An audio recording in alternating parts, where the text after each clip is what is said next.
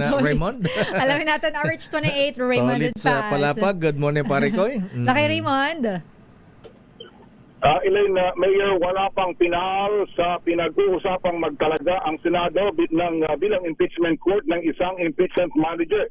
Ito ang inilahad ni Senator Francis Kiko Pangilinan matapos lumutang ang kanyang pangalan na balak italaga ng liderato ng Senado bilang impeachment manager kapag matuloy ang impeachment case ni Vice President Sara Duterte.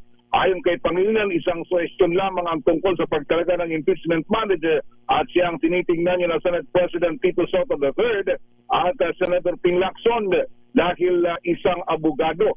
Inialintulad dito sa trabaho ng isang court administrator sa korte na siyang namamahala sa mga administrative matters. Pinagpagtitiyak lang na maging maayos ang mga gagawing pagdinig. Nagbiro pa ito ng sabihin na ang impeachment manager ay siyang tagabukas at tagasara ng tindahan. Nilinaw ni Pangilinan na bago magdesisyon ng mayorya ng mga senador na magtalaga ng impeachment manager ay kailangan nilang i-amend ang kanilang rules upang ito ay mapasama. Pakinggan natin si Senator Kiko Pangilinan. Pinag-iisipan ko ba? Wala pa. It's just a suggestion. So, wala pang final. Pero, tingnan natin. It's really the decision of the majority. Just to make the proceedings, to make sure that the proceedings are orderly. So it's really more administrative than anything. Kailangan pang isama sa rules yun and then ma-adapt.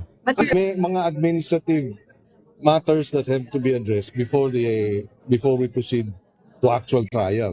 So, parang court administrator, parang gano'n.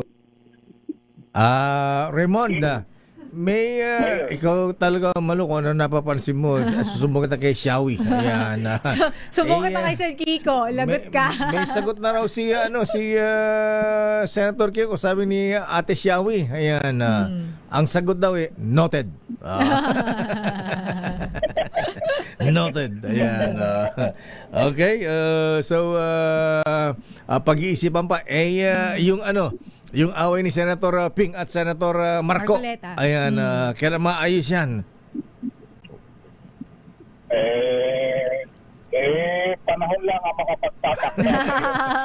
Ala, palagay ko matatapos yan after impeachment na. Ayan, habang di natapos sa impeachment ni VP Sara, talagang matindi ang balitaktakan pa rin dyan, Raymond.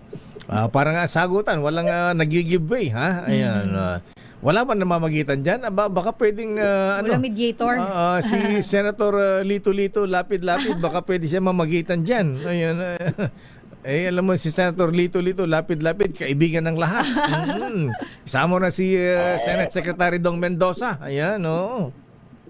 Pero ang sasabihin naman ni Senator Lito Lapid, matanda na ng mga yan.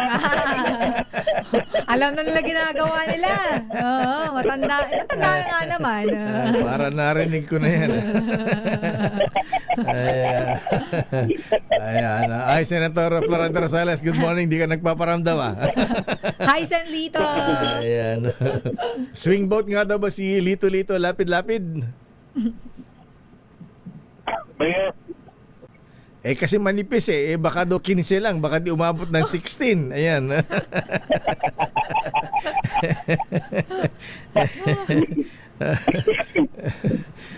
Sige, abangan natin. Basta marami na kami kay Senator Lito-Lito, Lapid-Lapid, Senator Flor. Ayan. Senator Ricky. Ayan. Hi, COS. Okay nga, Rod. So, malabo pa. Ayan. wala pa yung mga pero naglalaro pa lang, Mayor. May mga terms sila na mga very fluid pa at anything could happen any time of the day. Sabi nga nila.